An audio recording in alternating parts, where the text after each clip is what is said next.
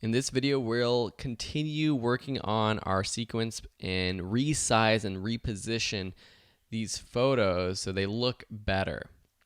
Now we're creating this piece which is more of a documentary piece, but this will come in handy if you're doing a narrative piece.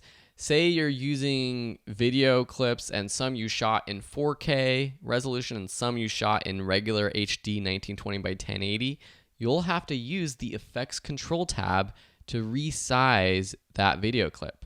Whenever you click on one of these clips or layers and go to your Effects Controls tab, you have this Motion tab.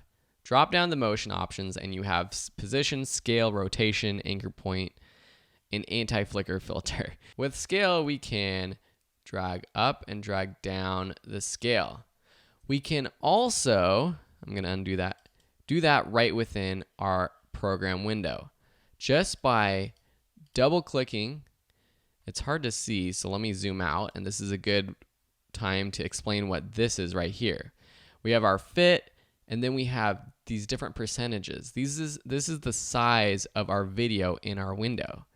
If we say fit, it blows up the video program monitor to the size of our panel right here. So if we make the panel bigger, it increases in size. If we want it just to stay at 100%, then it will stay at 100% no matter what size we're at. For now, we want to decrease the size so that we can see this bounding box of the photo.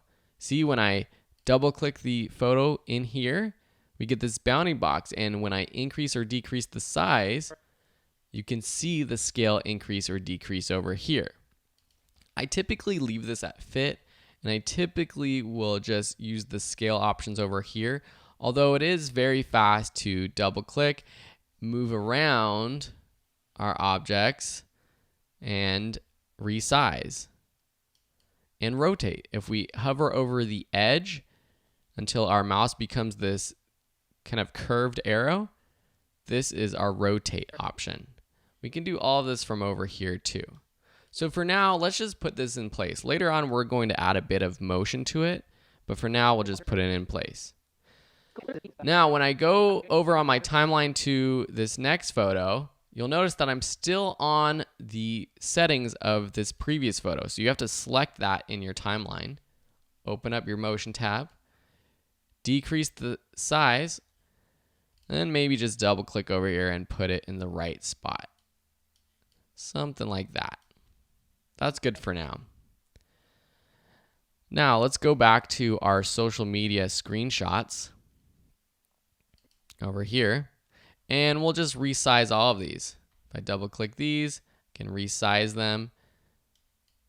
You can put them in different parts on the screen. If I want to make this disappear so I can see the layer beneath it, I'll just turn off the toggle on and off button.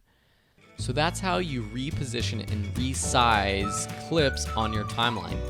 It's time to take action.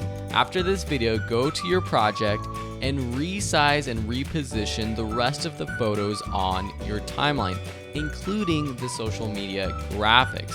Do it however you feel is best, and in the follow-up video, I will be reviewing how I resized and repositioned my own photos on my own timeline.